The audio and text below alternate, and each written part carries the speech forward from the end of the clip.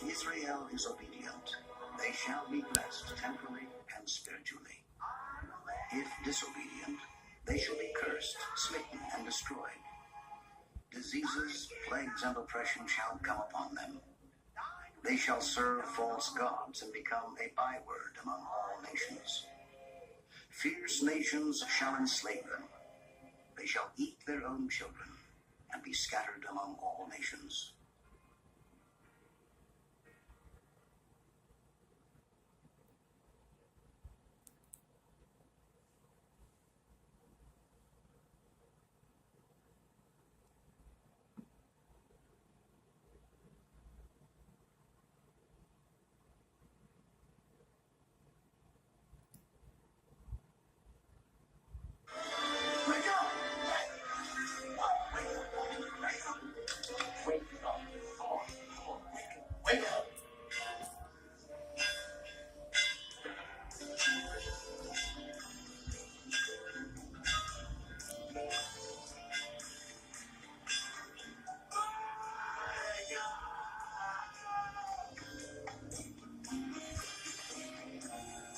Discussing the disciples. What color were they?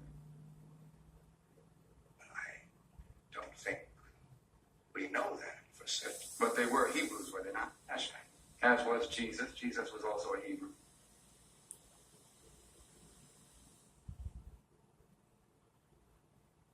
Why don't you just ask your question? What color were the original Hebrews? I have told you that we don't know that for certain. Then you can't believe for certain that Jesus was white. Because history teaches us that Jesus was born in a region where the people had color. There's proof in the very Bible that you ask us to read in Revelation 1st chapter, verse 14 and 15, that Jesus had hair like wool and feet the color of brass. Just what are you saying? I'm not saying anything. I'm proving to you that Jesus was not, and I might quote one of our Indian brothers, he was not a pale thing. Amen.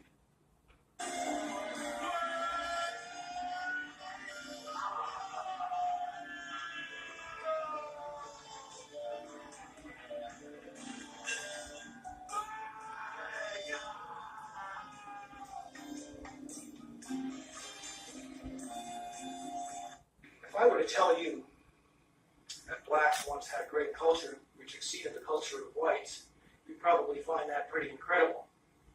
But we're talking about the ignored truths of history.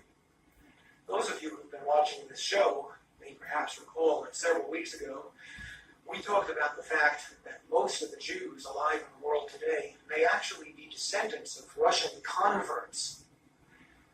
Now, Jews like to consider themselves to be descendants of Israel.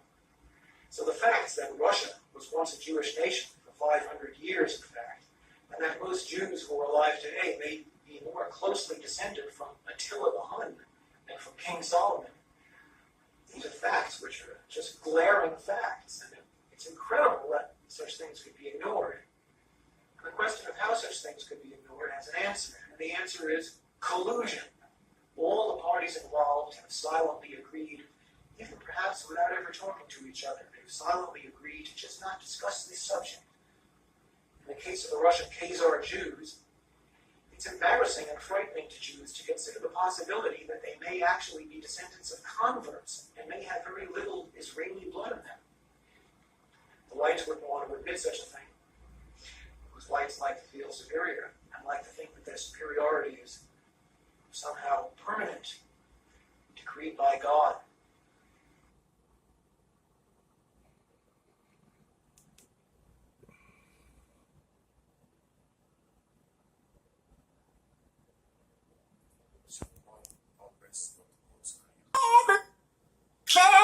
Are you listening? Damn.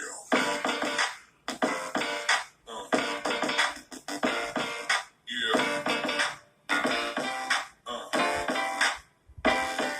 Yeah.